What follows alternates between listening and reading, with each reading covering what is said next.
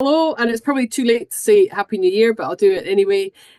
Welcome. For those of you that haven't met me before, I'm Donna Smith. I'm the Chief Exec at the Scottish Crofting Federation, and we're really delighted to be able to run these sessions again this year. Obviously, it's year 2 of the whole farm plan. So maybe I'm sure some of you have learnt something along the way last year, and but there's maybe still more to learn this year, and that's obviously what tonight is all about. So thankfully, because my internet and everything else is playing up, you don't need to listen to me for much because Celia's going to do a presentation, and then we're really pleased that we've got a panel of plucky folk who've agreed to speak to you all tonight about how they got on with it last year and things like that. And then we'll have a Q&A session, which we hope will be handled by Ian Carmichael from Scottish Government, who's are responsible for the whole farm plan elements. Okay, so the whole farm plan for SAF this year. A lot of you will already know that it's not a plan as such. It refers to 5 plans or audits, 2 of which you will need to complete by the 15th of May this year to submit with your, well, to indicate on your SAF that you've done so. But this is only required if you claim basic payment and greening, or for new schemes such as the FFIS, the Future Farming Investment Scheme, which was introduced last year. Ian perhaps will be able to tell us if it's carrying on this year. If you completed, for example, a carbon audit and a biodiversity audit last year, you won't need to do those again. You can just tick on your SAF this year that you've done them, because they only need to be carried out every 5 years. And the same applies to soil analysis. If your animal health and welfare plan was one of your plans from last year and you want to submit that again, or you want that to be one of your plans this year, you will need to update it. And the same with the integrated pest management plan. So which plans are relevant to your craft? Not all plans are relevant to everyone. We were having this discussion before we started. You have to complete plans that the only plans that count are the ones that are relevant to your craft. Most people who are claiming on SAF will keep livestock, and an animal health and welfare plan is required. By 2028, all those that are relevant to your craft will need to be submitted, although only 2 this year. All claimants by 2028 will need to complete a biodiversity audit, and it will need to be within the 5 years previous to 2028. The same with the carbon audit. If you use pesticides or other plant protection products, then you would need to complete an integrated pest management plan. This won't count as one of your plans, one of your 2 plans, if you don't use those products. If you claim Region 1 land and that Region 1 land receives applications of artificial fertiliser and or organic manures, you will need to do a soil analysis by 2028. This doesn't include applications of seaweed, as far as I'm aware. So, as I said, you should only choose plans that are relevant to your business if you're selecting 2 out of 5. If you're doing them all, you can do them all if you want to, but if you're just selecting 2, they need to be relevant to your business. You may have these plans in place already from last year's SAF. So if you did a carbon audit or a biodiversity audit, for example, or maybe through a quality assurance scheme. So you may have an animal health and welfare plan through QMS. The only one that requires actual submission is a biodiversity audit. The others, if you did SAF last year, you'll remember that you just ticked a box to say that you had completed them. If you didn't submit a biodiversity audit, if you just tick 2 boxes or more, keep these plans for inspection, just in case. So as I said, who completes an animal health and welfare plan? This is mandatory, or it will be mandatory by 2028 if you're claiming BPS for keeping cattle, sheep, goats, deer, alpaca, llama, pigs, or more than 350 hens. How can you complete it? Well, if you are a member of QMS, Threat Tractor, or an equivalent scheme, you may already have the relevant plan. Otherwise, there are templates available. QMS has a template. We have a template. Your vet practice might have a template, although they may charge for that. There are also online tools that you can use. And on the Scottish Government website, the ARPID website, there is a description of what you need to include. There's a lot of questions about, do you have to have a vet signature? Does your vet have to see your plan? Because of the difficulties that people have in seeing vets, this isn't a requirement, although you should be able to evidence a vet visit within the past 12 months. There are some dispensations within crofting areas. So if a vet saw your flock at a township gathering, or if you're a member of a stock club, if you have 2 cows or less, or 13 breeding ewes or less, the vet doesn't need to have been to your croft if you have taken an animal to see the vet within the past year. Or there are some places where it's impossible to get a vet at all. Fair Isle, for example.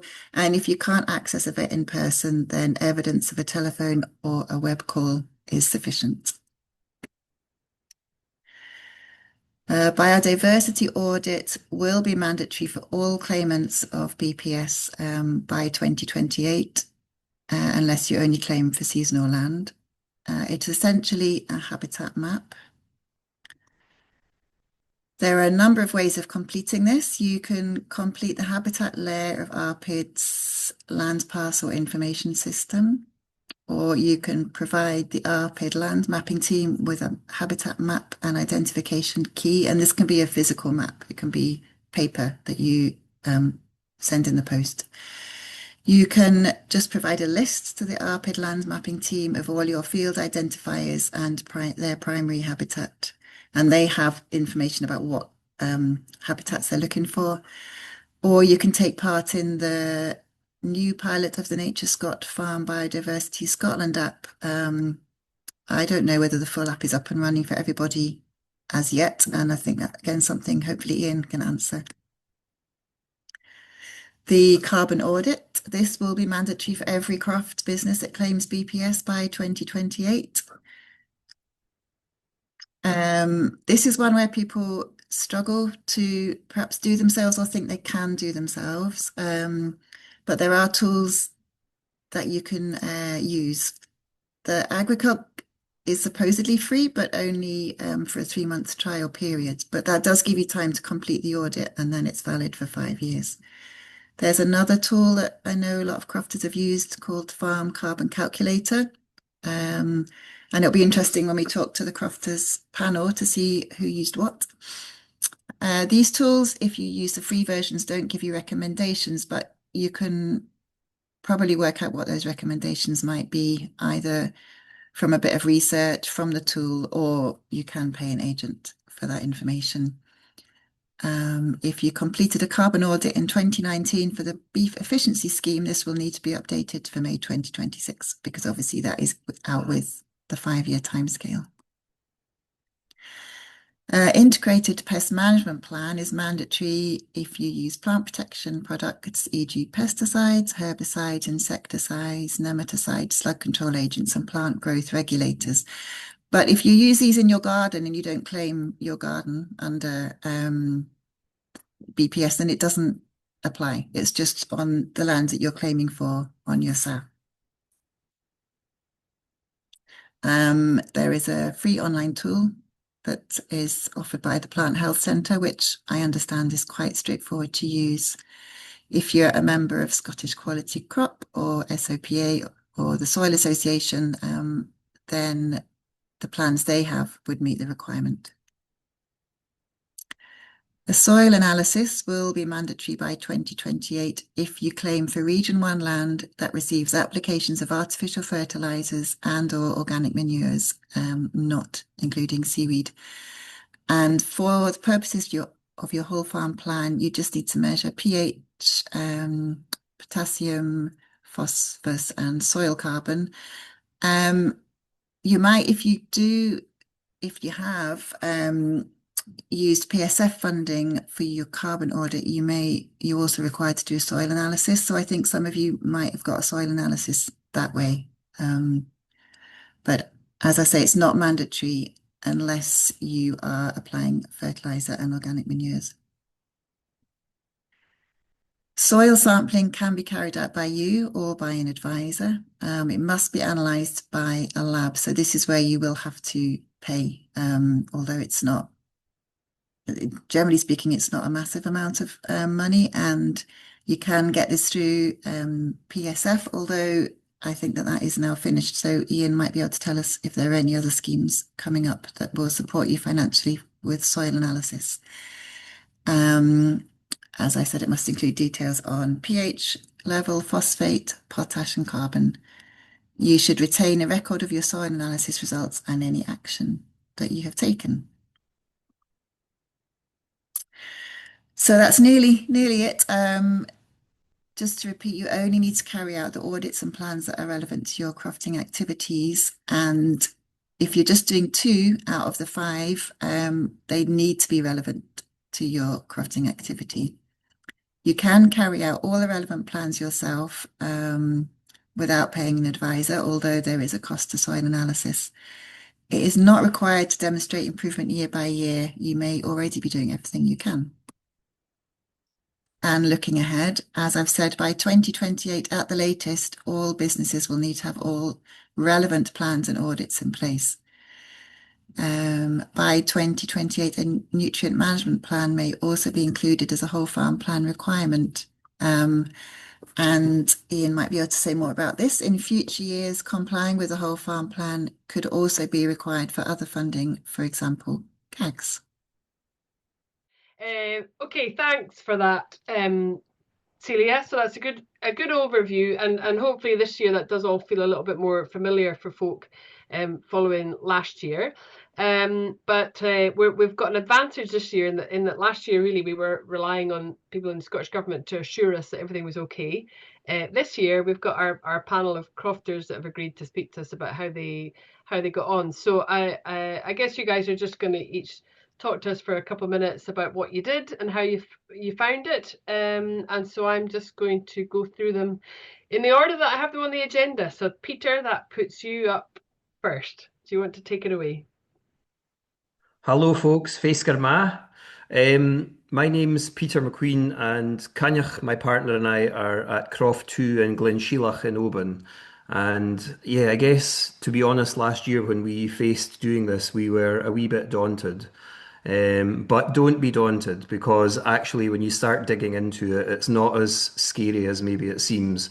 Having said that, I've just been listening to Celia talking about the biodiversity audit, and I haven't thought about that yet. So I take it in stages, would be my advice. But really, the biggest value for this, for me, alongside the fact that you can apply for things like the FFIS, which sadly I didn't get, but I don't think many people did. But it was giving myself clarity really about what I was doing and what I might do if certain things happened. So we tackled the animal health and welfare plan because we're keeping some cattle, and we did the carbon audit as well. So this was our plan here, and I got a template from a neighbour, to be honest, who had already done it. So she very kindly shared hers with me. So I started off by putting basically the details of the croft, our BRN, our main location code and the date. And then I listed the cows that we have. So we've got 5 wee cows, Morag, Faye, Julie, Robin and Maggie, but these are their posh names. And I guess really then it kind of got into a little bit of information about welfare and really the basics. So, you know, where the vets are, their contact numbers, what I might do if I needed to get a vet on call. And then the fact that we had installed a cattle crush, which meant that safe handling would be possible, and where my bag of Ropach medicines are. And that's maybe something that I might change and work on this year. I might just add in what I've actually got in my stock cupboard and what's in date and what I might use it for because we're new entrants, so I'm kind of still learning as I go.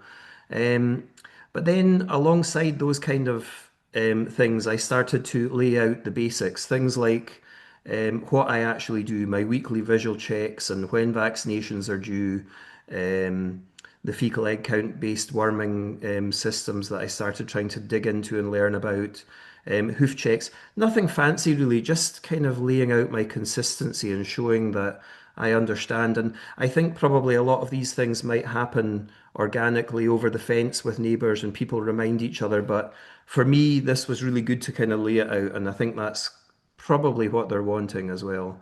And then we got into a wee section about feeding. So we're largely grass fed, but in the winter I try and make sure that they've got access to hay, and maybe a wee bit of supplementary feeding during the winter months as required. They're all starving, so yes, I've been doing that. But again, we're just learning, so I guess maybe next year we might know better. But the cows are kind of teaching me as I go as well. And then just the fact that they've got access to water all the time, but we also top up other water points near a hose where just to make it easy for them so that they don't have to trek down to the barn and things. And then this was probably the biggie for me because the cattle that we got were yearling heifers and they won't go to the bull until the third year, till they're fully grown. But this kind of helped me to get it in my head, the plan for expanding and getting into the breeding side of things and when I would do things. And once I started jotting that down, that it would really be 2027 before they go to the bull the first time, with first calves expected in 28. Then I started thinking, oh, I'll need to build pens for calving and be ready for that. So, although it's not a strict plan, it's kind of helping me to organize myself. And then basically the kind of boring housekeeping things like record keeping, so making sure that my medicine book's up to date, movements are recorded via Scott EID, and that I've got paper copies and things like that. So, and then basically the welfare conditions, so shelter access available. I go and check them every day, so I'm in with them every day. It's low stress handling, training them with the crush and with halter or bucket training. And then what I would do in the event of something happening, like a biosecurity problem, maybe an incoming disease or sudden death of an animal, who I would call. And I guess these are things that I would have Googled had things like that happened, but I've just popped it in there. So now I know if something happens, this is where I go to find out what I'll do. But I'll probably also still phone my neighbour who helped me with this plan in the first place. But so that was my animal and health welfare plan. And then the other side of it was the carbon audit. Now, this probably did scare me more than the other one, but my day job is that I work in television, and this hit production cycles and production teams a few years ago. And within the BBC, if you're making programs for the BBC, they actually call it the Albert system. And the reason for that was that the first big production within the BBC that had to start thinking about carbon auditing was EastEnders. So they call it the Albert for Albert Square. So I had a little bit of experience of this already.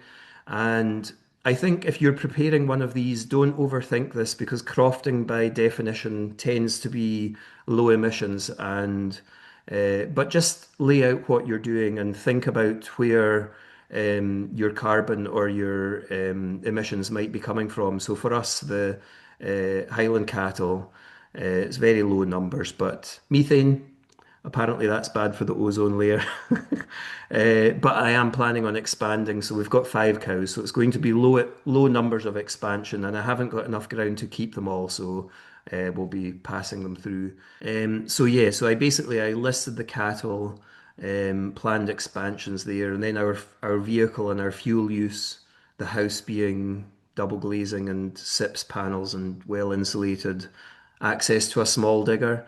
So really, it's just a short list, and we didn't really dig into anything too much. Maybe later on this might change a little bit if we got a different vehicle, or and that might be that we get an electric vehicle. I think I finished off actually by saying if I buy a quad, I'll try and find an electric one.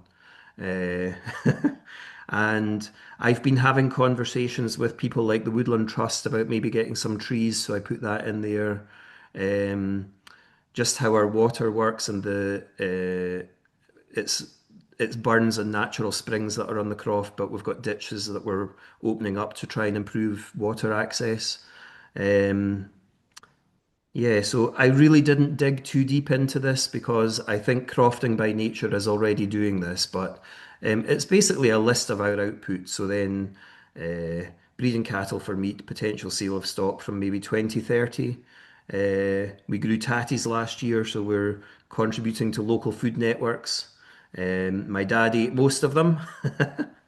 And then maybe agri-tourism. And you were mentioning the FFIS. I think today actually a new scheme was just announced where there's funding potentially available for anyone that's thinking about agri-tourism things. So you'd probably need these whole farm plan to be in place before you could apply for that as well. And then I've been building polycrub on the croft with my cousin this last week. So that's hopefully going to contribute to local food networks and reduce air miles. And basically, it's our croft development. So it kind of was what our carbon footprint will look like with the things that we're planning and what we're actually doing on the croft. That's kind of it, really. Good luck. Don't be scared of it. But thanks for sharing that, because I guess that's the thing. It's kind of like seeing it real examples of these things actually just helps people to think about what they're actually having to do, isn't it? So grand. Okay, so let's move on then to Christine and Valerie. You're on the list next. Do you guys want to talk us through what you did? Hi, yeah, well, yeah, I'm Christine, by the way. This is Valerie, my daughter. We've done 4 of the 5 out of the 5 that we were asked to do. To be honest, when we first saw it, it was quite daunting, and I'm not going to speak as much as Peter did about what we did, but I had already been doing the animal health and welfare plan with my vet for a few years before this anyway. So that one was easy for me to do, and that I've continued to do that one. And then from that we went on to do the soil, which we found quite interesting as well. We don't put fertilizer or anything down, or pesticides, so the integrated pest management doesn't apply to my croft at all. And I think the audit and the biodiversity, I'll let Valerie talk about that, because the biodiversity audit we've done with Nature Scott, and it's on an app which I couldn't use. And the carbon audit, I had all my spreadsheets had all the answers anyway, so we did that together as well. So I'll let Valerie tell you how we got on with the other 2. I think one of the things that we kind of looked at the list of what's required, and understanding that we've got to do what's appropriate to us potentially up till 2028. So we kind of took the opportunity to think about, why don't we just start working through them now, to think about, they're going to be live for 5 years. How do we make sure that we've got things in place? So as Mum said, she had already got a really good health plan with the vet. The addition that we did start last year was testing the poo. We have sheep and hens on the croft here, so regularly testing off the sheep poo, which has really helped us to think about the health of the sheep going into lambing, coming out of lambing, how much we should be feeding them, how much of injections we should be giving them. And that was really, really beneficial for us last year by adding that into our health plan. So then we started to think about, right, which is the easiest to do. And Mum had attended all of your webinars, and I think had got a lot out of attending the webinars, and I got the letter. And I kind of read the letter and I thought, right, where do we even start here, and what are we actually required to do? And I think a lot of it was because you had to go through the rural payment plan, it kind of confused me to begin with, until I kind of worked out, right, this is separate to payments, a plan that we've got to have. So I think for me, that was the biggest thing I had to think about, was what are they actually asking us to do, and which ones can I actually, get money back on? So we actually started with the soil, because we thought doing the soil first will help us do carbon and help us do biodiversity, because that would give us the understanding of what's in our soil and how do we get the readings from our soil. So we went on to Amazon, we bought a soil kit ourselves. We only have to do 2 fields. And I did the W, mother had the bucket in hand, and I got the nice job of speeding the soil, which was really hard going. And we did our W through our 2 fields, and we then went to Inverness, and we went and took our samples to the SAC consulting. They were really helpful in Inverness. We took our, again, on Amazon, when you buy your stick, you can actually get the foil bags. So we filled up the foil bags of what the requirements that they had asked us to take to Inverness. We took that to Inverness, and the woman's desk was just covered in all these soil samples. We probably got about our results about 4 weeks later, and it gave us a really thorough report. So once we'd done the soil and got the understanding of what's it reading and what's it saying, and the recommendation for our field was to potentially add lime into our fields. We then went and looked at our carbon footprint. Now, following one of the courses that Mamet attended on to one of your webinars, there was the Agricul, which you mentioned in your PowerPoint there. We actually got in contact with them, and we did their program online, and it was quite straightforward because we have our health plan in place, because we had our soil sample results in place. We know what our Croft produces. We were able to input that through the Agricul website. I think we did at one point, we might have had to phone them to ask them a question on how to answer one question.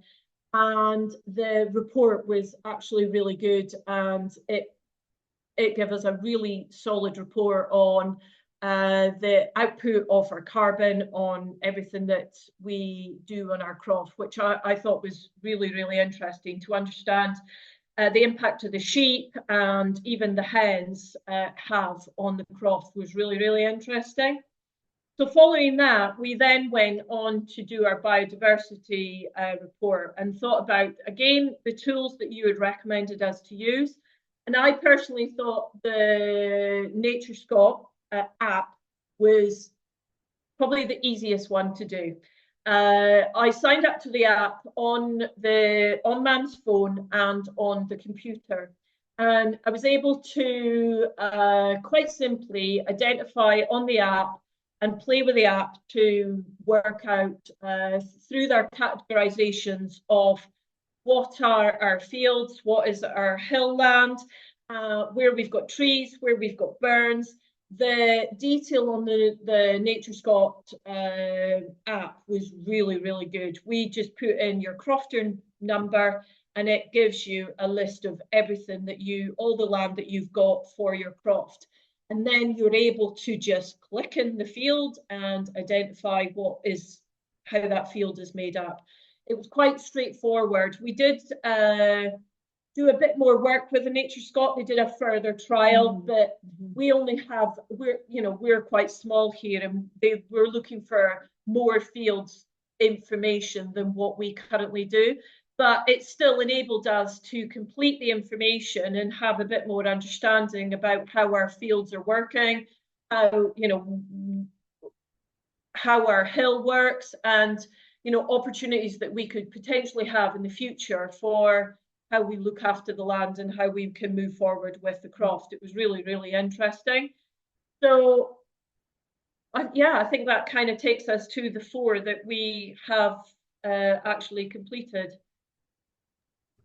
Fabulous. So you guys have kind of gone all in for the detail, but I guess that's good. I mean, I suppose that's ultimately what it's about. It's about understanding what you've got and how you can kind of tweak things. But well done for just jumping straight in with all 4 in year 1.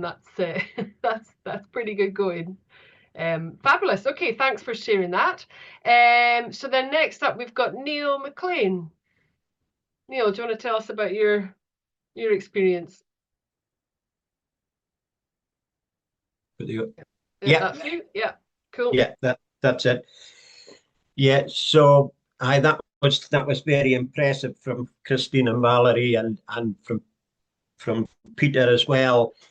I the situation we've got here, it's very much a hill, you know, crofting, and with the common grazing on the hill, and the hill goes up to 2,800 feet. It's part of the Red Coolants, and we've got the croft ground, a class 3 croft ground, and you know, as they were saying, it, you know, when the whole farm plan thing came out, it was you know, looking daunting. I've always tried to do everything myself. I'm not a member of the college or QMS, but you know, I was thinking, you know, should I join the college and just for help? But I've kind of persevered, and I did the animal health plan and the biodiversity plan as well. I had maps, so I just, you know, marked the boundaries and, you know, just with coloured crayons, you know, put in the different habitats on the maps.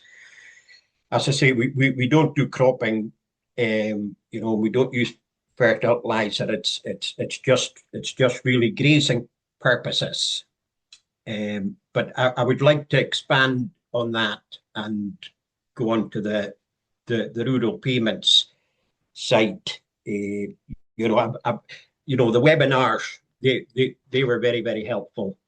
The webinars I look for, but I would like to, you know, try and do the maps on the rural payment side. The animal health one, I just used the Federation one that Celia had sent to me. So, I mean, that was great. I managed to get, you know, all the information. You know, we do our standard things during the year. You know, we've got them in at lambing time and the sheep in for shearing, etc. And then, you know, we're dipping at the back end, and you know, the sheep are on the hill. But I do feed some. Actually, I'm feeding some on the common grazing at the moment, and then we take some in for lambing. But a lot of them are kind of left on the hills, so it's very, very, very much a hill situation. But as I was saying, I would like to expand on the biodiversity one, and you know, do it on the rural payment site. Get onto that. What do you call it? The land parcel identifier system, and that's my next thing. I'd like to do the carbon audit as well. You know, for the SAF for this year. So that was great seeing Peter's there. But that's the next thing I'm going to look at. But my main thing is getting the mappings done online, and hopefully get them ready for the middle of May. So that's basically the situation at the moment. Sure, thanks, Neil. So you didn't think to try and you didn't try to dabble with the maps last year. You thought, I'm just going to start. Yeah, well, I had maps myself. And then go. Yeah, so I just used the paper copy. I just did them as a paper copy last year. Yeah. Yeah. As I was, but you know, looking at it a bit more and looking at the webinars, etc. I think, you know, I'll manage to maybe get them online. Probably I'll need a bit of help, I would have thought, but with any luck, I'll manage that. Mm-hmm. But I know that last year the area offices were quite happy to help folk, you know, if they want to come and do it on the system. So I'm sure they'll. Yeah.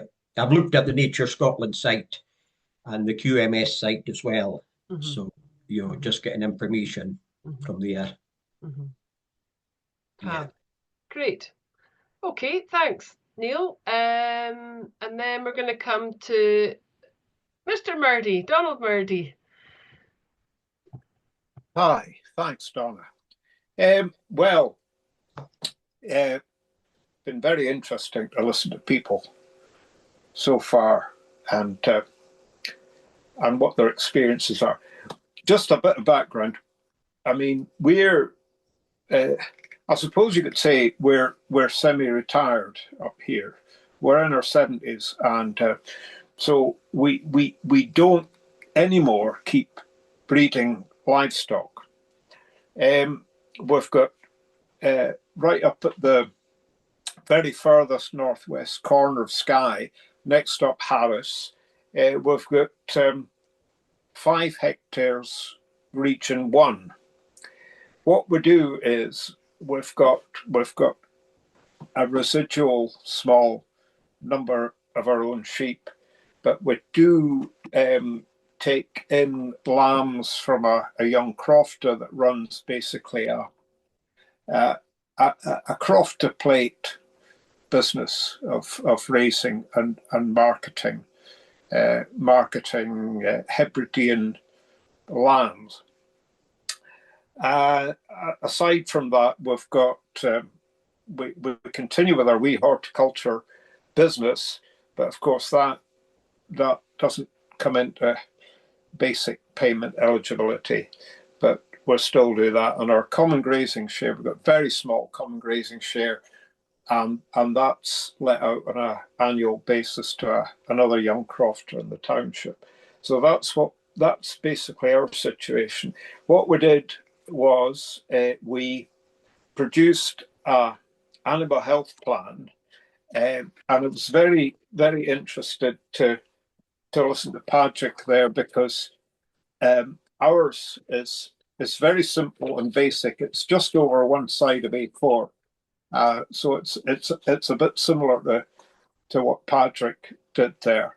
And I mean, I'm all for just keeping things simple. And basically, it's what we've done to look after animals over. I mean, we've been crofting for nearly 40 years, and so it's just what we've done and what we continue to do.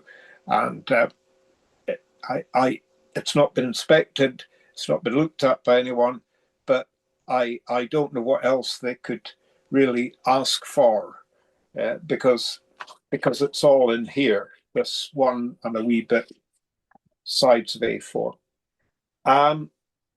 And we did we took part in the trial of the biodiversity app, so we were very fortunate to have done that. It's a very interesting thing to do, and if it's something we take an interest in anyway, and we're very keen to work at. So we took part, having taken part in the trial, all we needed to do was to tick a box on the Nature Scot website to give our consent to it being supplied to ARPID as part of our single application. So that's what we did, and we've had an audit of the audit, in that a Nature Scot person came and spent half a day looking over the croft, and he looked at all our parks, and he compared what he found to what we had submitted through the app. And it was quite interesting to discuss with him. What I can't really understand is why now they can't just make the app available to everyone,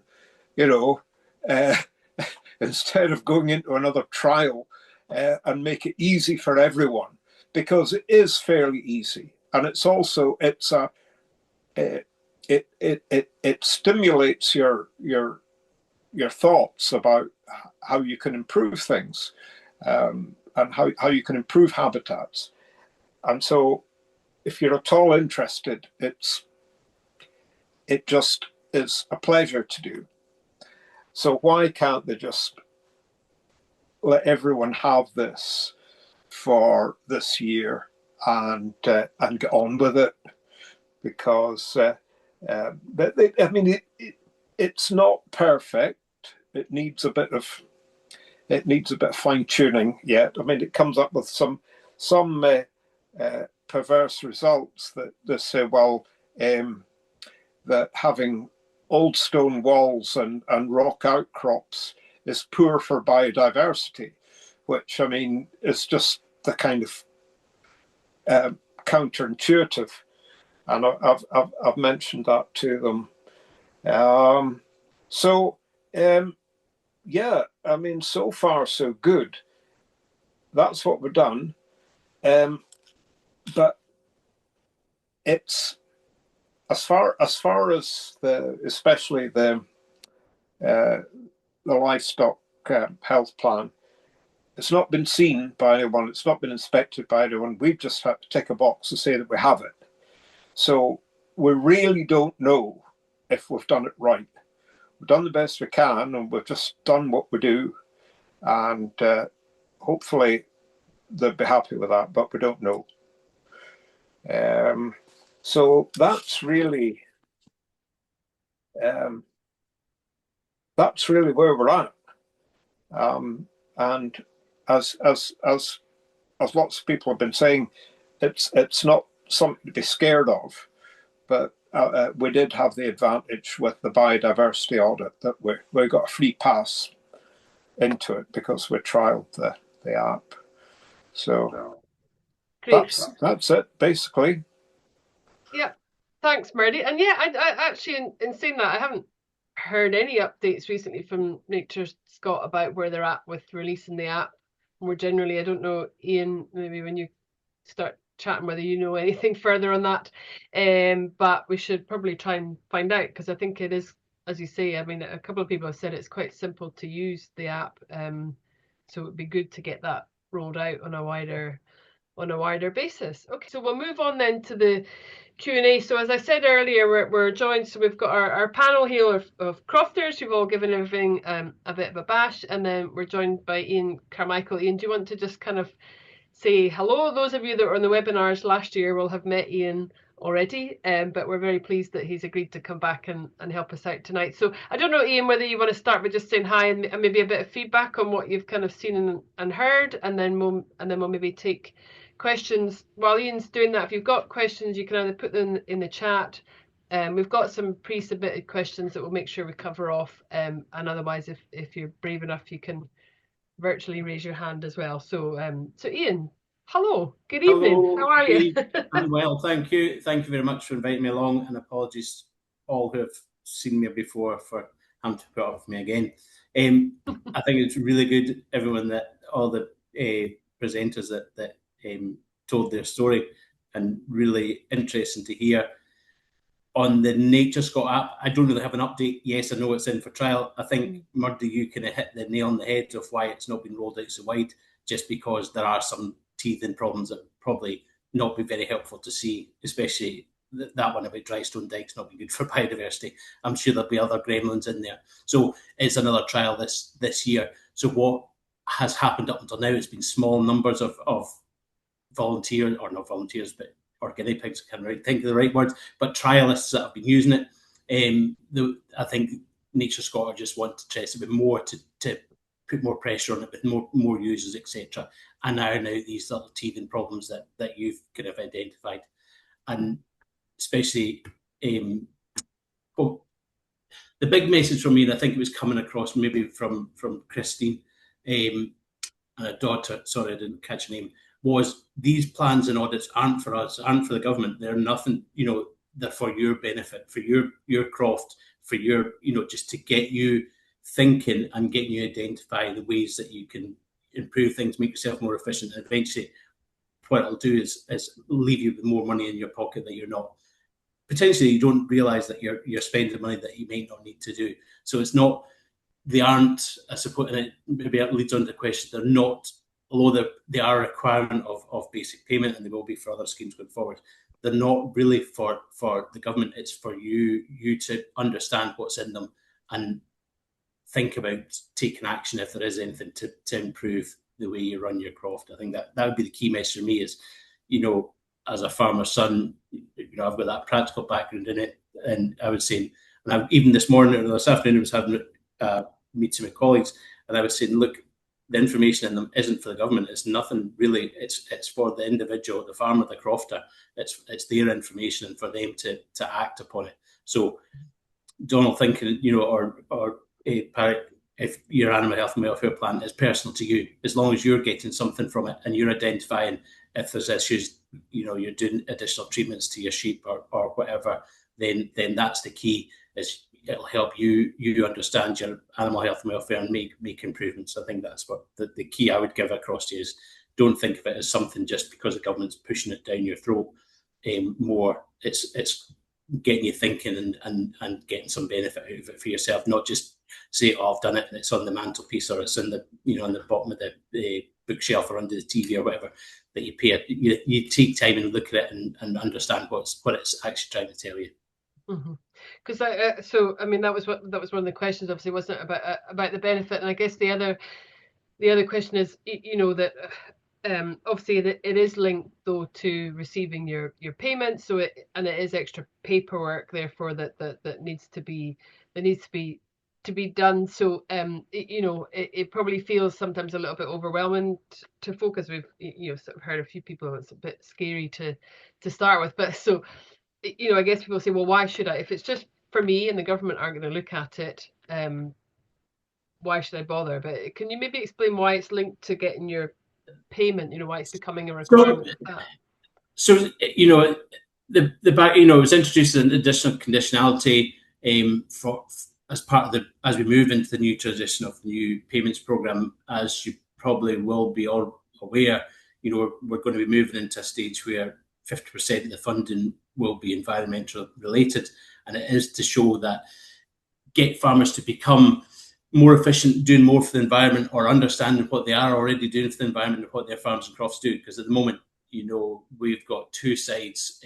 We have the environmental lobby saying that farmers and crofters are you know, they're so negative against the environment, and then we've got the farm and crofting side saying, actually, look at all the great we're doing for the environment. And it's having that kind of evidence to say, well, look, actually, here is my farmer croft situation, and this is what I'm doing, and I'm making my animals. You know, I can't remember who said. I think it's probably said cows are being blamed for all the methane and, you know, creating global warming.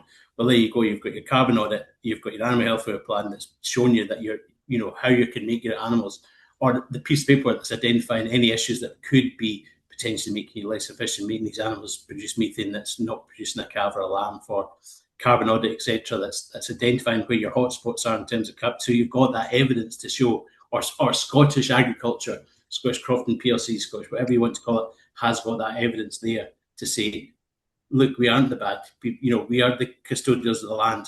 Yes, we keep animals, but you need to eat as well. So, you know, it's getting that bigger picture altogether. And so a couple of sort of more technical questions then, Ian. So what if anything has changed since last year in terms of the requirements?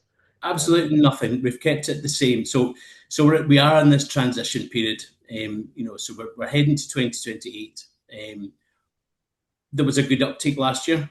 Good compliance levels, not 100%. We never expected it to, but we were in a good high percentage of compliance.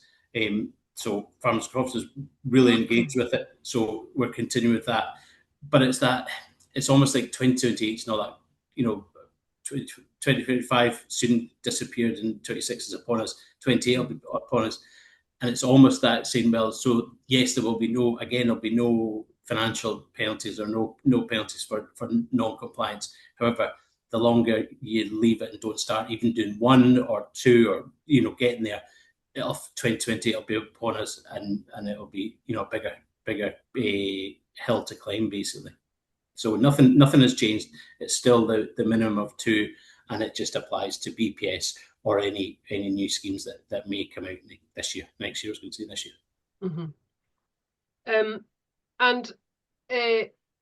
So I'm going to ask it. So the next one was about clarifying, you know, which options you require qualified advice for.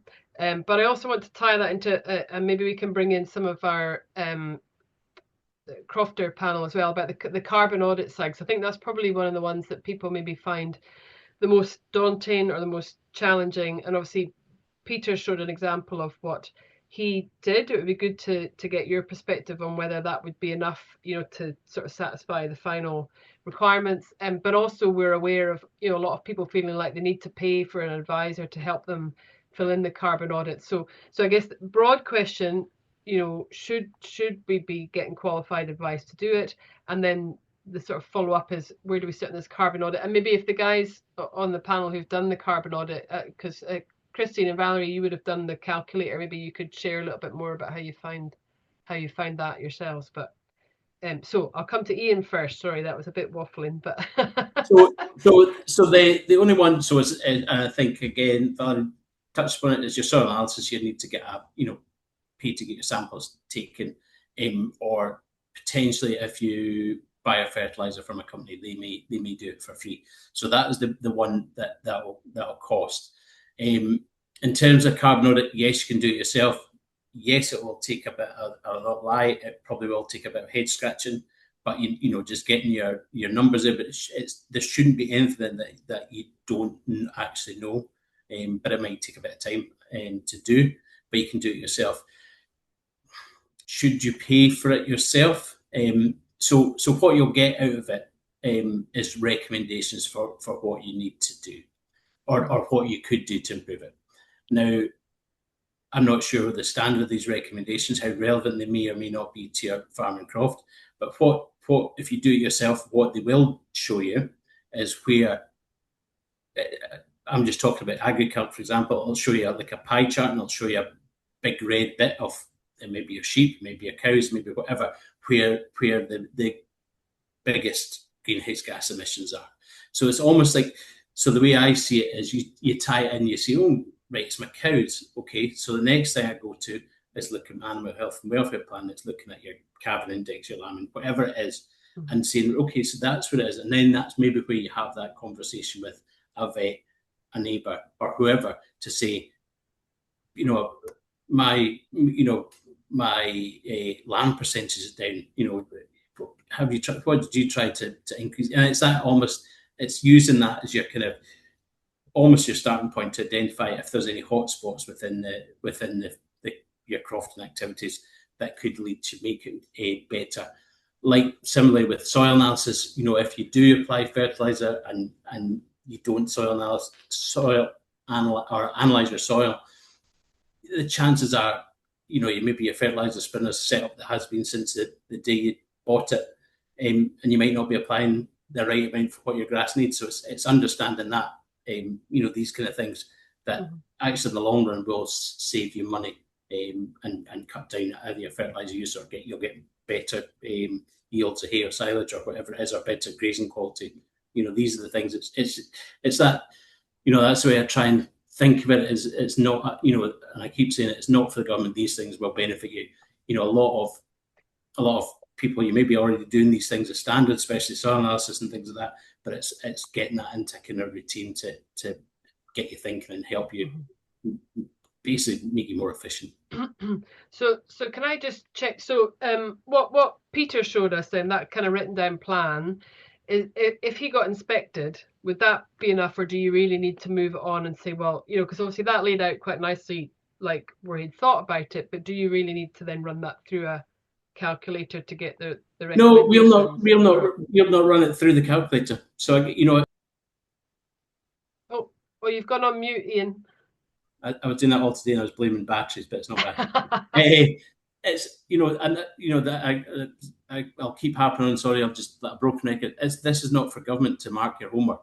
This is for your benefit. And you get what you put into, you'll get out of it. So it's getting you could go into a carbon calculator, and put in anything. You could put in, I've got 100 sheep, I have 200 lambs, I sell them, blah, whatever.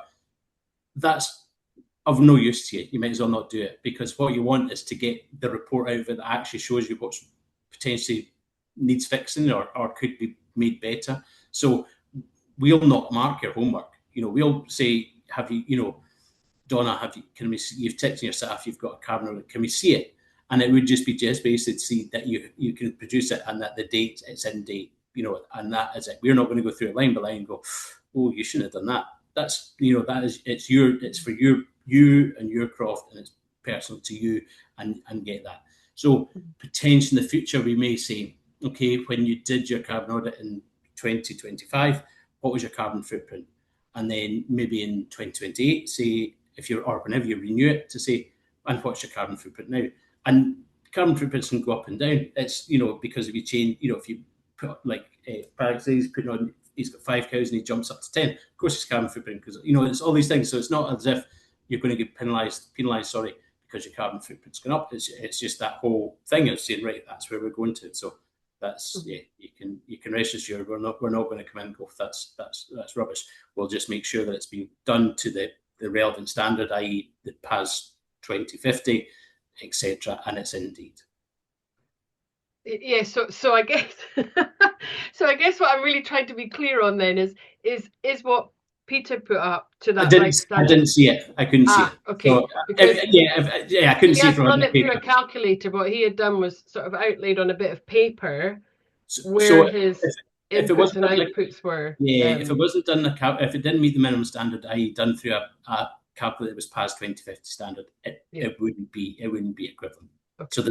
So on the guide, sorry, I should have said that. I'm saying more like a politician. I'm speaking loads of words and telling you nothing.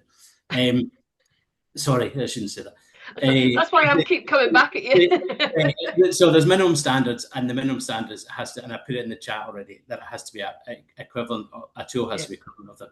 I'm sure it's PAS 2050, but there's a minimum standard on the guidance. Okay, so I guess really, Peter, what you've done though is you have kind of outlaid the things that you need to know, and then you just need to take that on the next step and run it through the calculator. So Christine and Valerie, do you want to, because you did that? I mean, how do you want to just talk again a little bit about how you found the actual finding those numbers and crunching them through? And yeah, well, I think you really need to do it through a program to get all your results, because I don't think you'll work well. I couldn't work out my results without giving them the information, and then they give you the report back.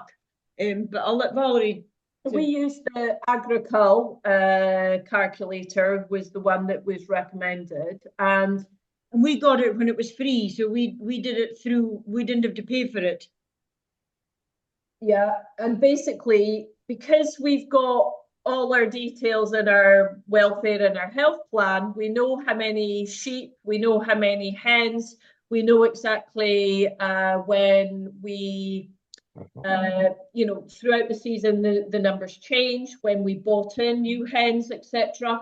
We have all that details in the farm plan that we maintain on a regular basis, that we were able to ultimately submit that detail. Even like Mother knows how many eggs she has every day is written in her diary, and how many she sells, how many she uses herself.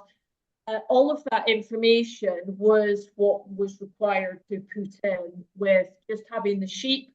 Obviously, having the sheep going through how many we start the year with, how many we move through the year, and how many we finish the year. The same with the hens, but the hens was how many eggs are laid. So you did need to have that sort of that information as well, which Mother had all of that information that was easy to just count it through her diary page every day for the year to be able to give us that detail. And then it was quite straightforward when the calculator broke it down into sections in terms of, I'm just reading it now. So it was breeding ewes. You had to type in the details, what you feed them, how often you feed them. You need to tell how much you bought in a year. And then it was just the laying hens, as I said, all the details about.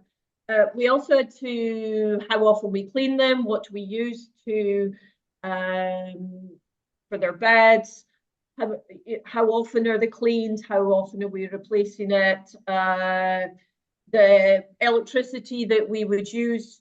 So if we're jet washing the hen houses, how often we would do that. So we had most of that information already in our plan that was then able to type into the Agricul, and then it gave us a report, which then gives us a nice wee drawing that gives us our total emissions, which are 18,000 as our total emissions.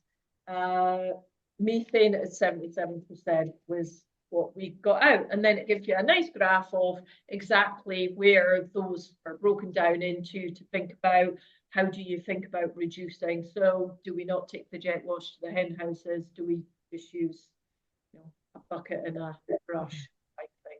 it kind of gives you those ideas of how can we reduce our carbon footprint. We only have a small tractor here. We don't use quads. So even for our equipment of what we use, we're quite manual here. We don't use a lot of machinery. If we do have any machinery come in to do jobs, it's in and it's out, and it's just, again, we've got that kind of details. What work have we done in the croft? And it was easy to be able to just fill in that. It probably took us a couple of hours to do with the two of us. I had all the information on spreadsheets anyway, so you need to have your information ready to fill it in.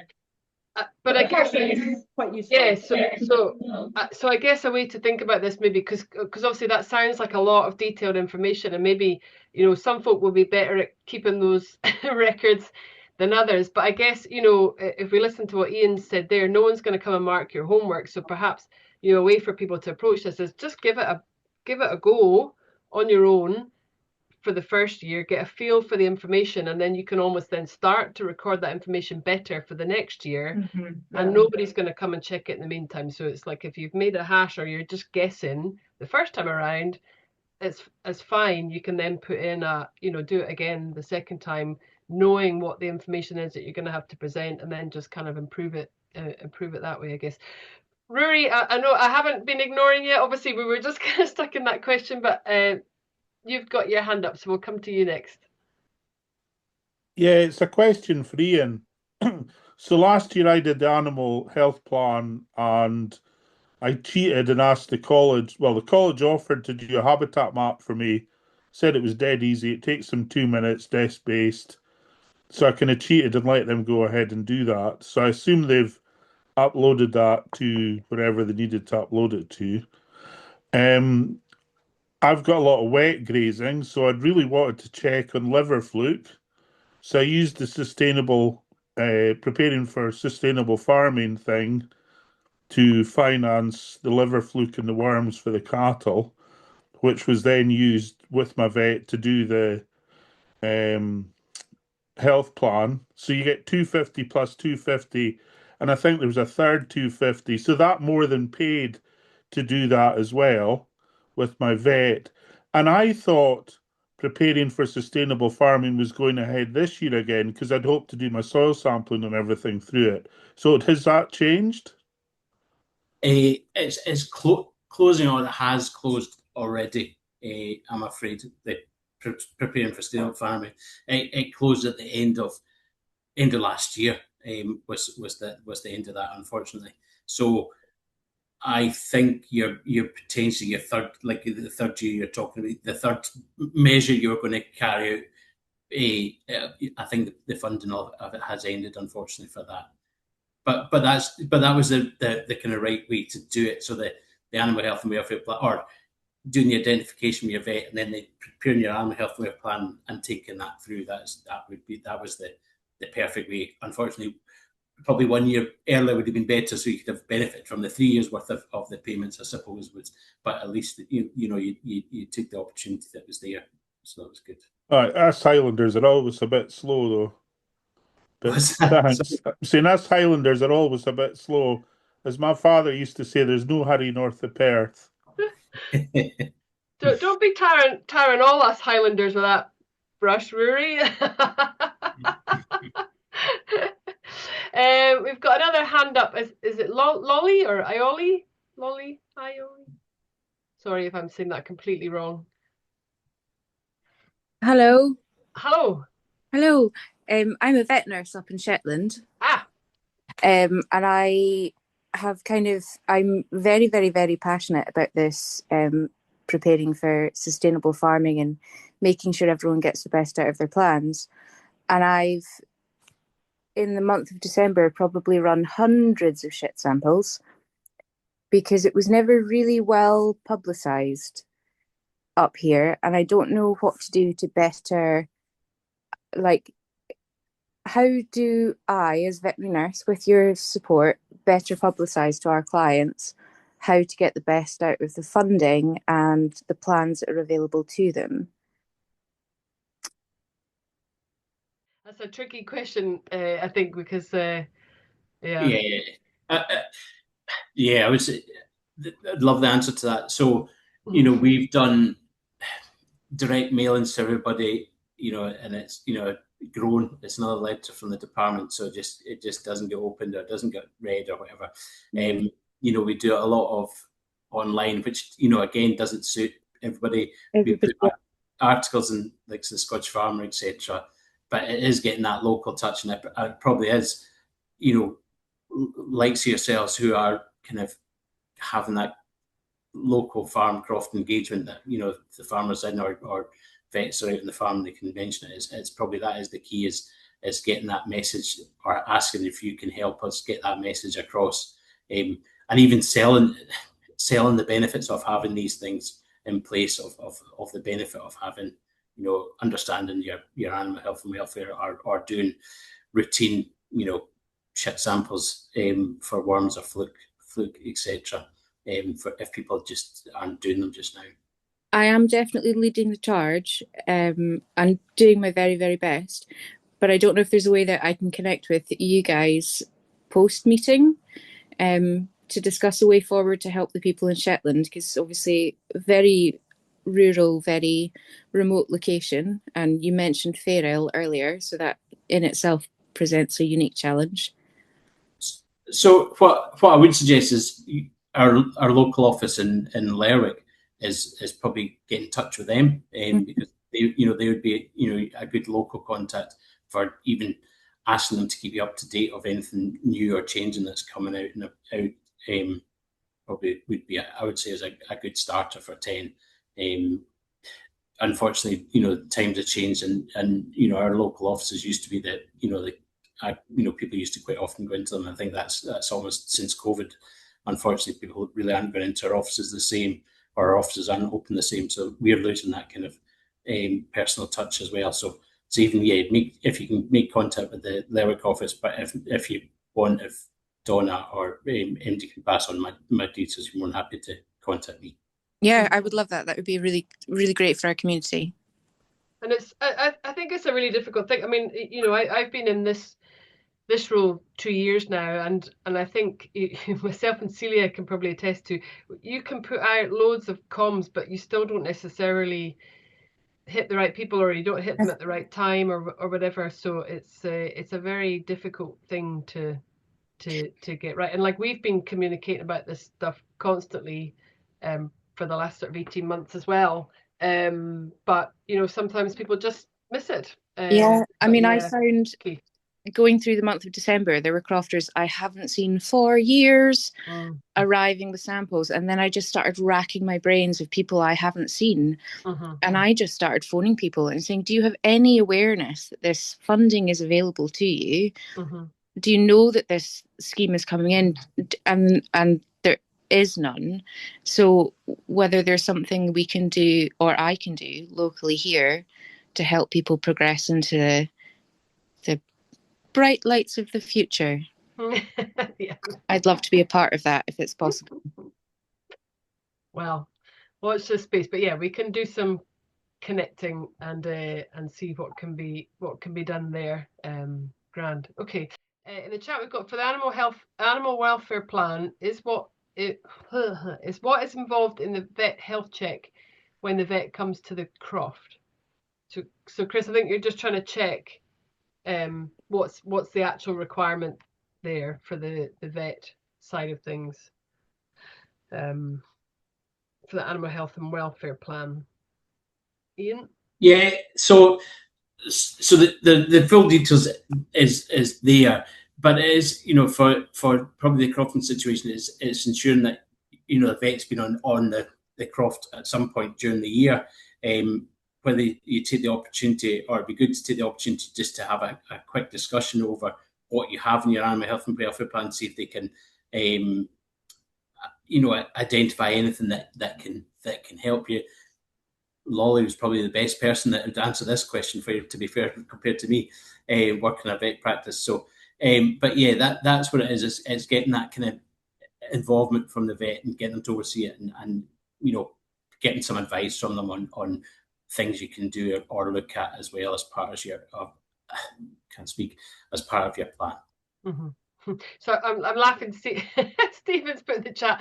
If I take the dog to the vet surgery, does that count? I mean, like, I guess probably not. It's more about you need to have that conversation about your sheep and your cat and everything else whilst you're there. Is that right? Exactly. Yeah, it's not if you take the budget to the vet. Yeah. I know, yeah, I'd take that on board, but it was actually a serious question, because it's you know, if I don't get the vet out to the croft in a year, yeah, but I'm visiting the vet, but I'm not taking a cow or a sheep there, then yeah, but I was taking the dog for her injections, and then had that conversation about the animal health plan. Yeah, is that okay?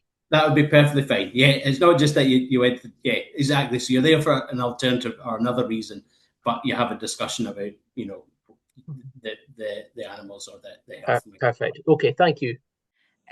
Just on the vet visits, in terms of the health and welfare plan, it's certainly a conversation that we can have, especially in terms of remoteness and availability of vets. So if we're talking animal health and welfare, a couple of websites have got really helpful templates. So if you're concerned about foot rot or mastitis or things like that, there are a few veterinary websites you can complete your own kind of risk assessments on that behalf. We can overview them with you and give an answer. And that's still a clinical discussion about the animals on your croft. The only need for us to physically be upon your croft once in a calendar year is to prescribe veterinary medicines under the RCVS and Veterinary Medicines Directorate.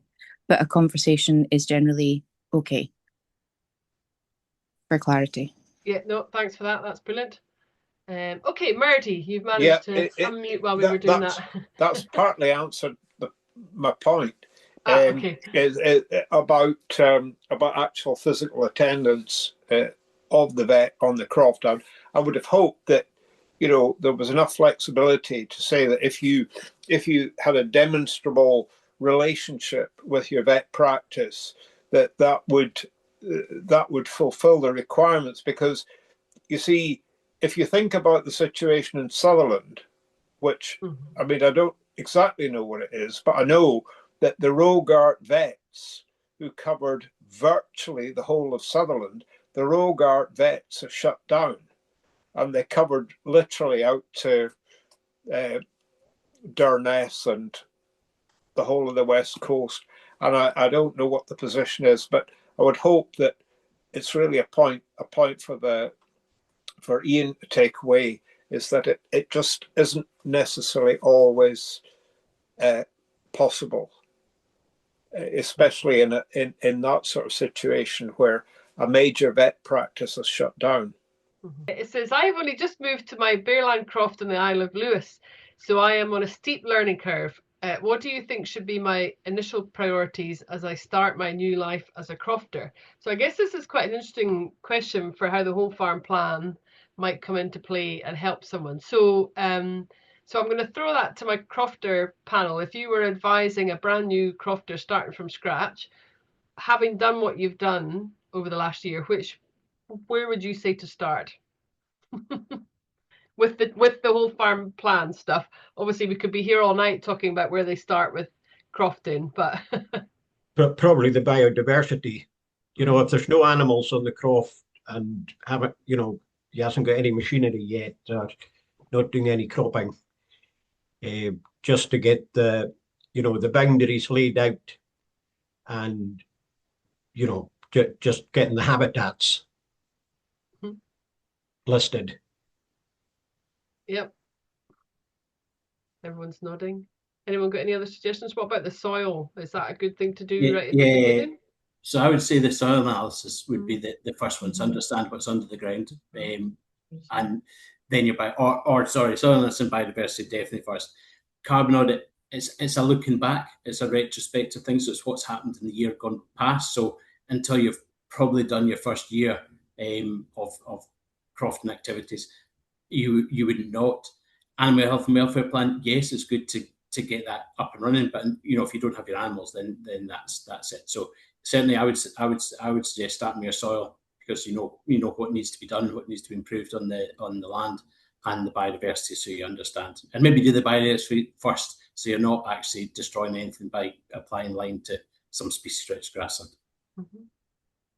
Murdy's got thoughts on this one. Yeah. In Lewis, of course, there's many different places in Lewis and different environments and soil types, but make your way to 10 Keith Street, and the department's office, because you'll find them they'll be very friendly and helpful, and they'll, at least they always used to be in my time in Lewis, and they'll set you on the right track. Thank you. Yeah, it doesn't say where they are.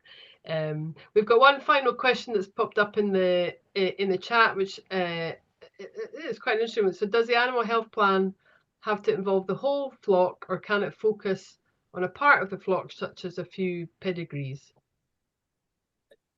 All your animals that you've got. So yeah, all your sheep and pedigrees and non-pedigrees. Oh, is soil analysis important if it's all peat and to be left alone? Only planning to graze a small number of sheep in one corner with very shallow drainage. If it's only region 1, if it's not region 1 land, then you don't need to do soil analysis. So that's maybe the start, and I'm not sure. And then peat. So you're not going to be putting 500 tons of lime on per acre to try and utilise that. So you just need to look at the situation, but I would suggest it's maybe not region 1 land, so not applicable. I think. Yeah. Having been in a similar position, there's no such thing as poor land. It just depends what you do with it. And that sounds like a great line to end on, Murdy. Thanks for that. So yeah, we've run out of questions, guys. So and we're approaching 9 o'clock anyway. So I think we'll wrap it up there. Huge thanks to everybody for taking part. So to Peter, Christine, Valerie, Neil, Murdy, and Ian for sort of fielding your questions and sharing your experience. Hopefully, you found that useful. It's been recorded too, so obviously you can look back on it if there was stuff you didn't quite pick up. And we've got various bits of information I think that we can share as well. So hopefully you enjoyed that, and hopefully you all have great fun doing your whole farm plan elements for this year. But I think the message is clear. Give it a bash. Don't be frightened. Nobody's going to mark your homework. So just kind of explore and find it out as you go. But thank you all as well for giving up your evening to join us.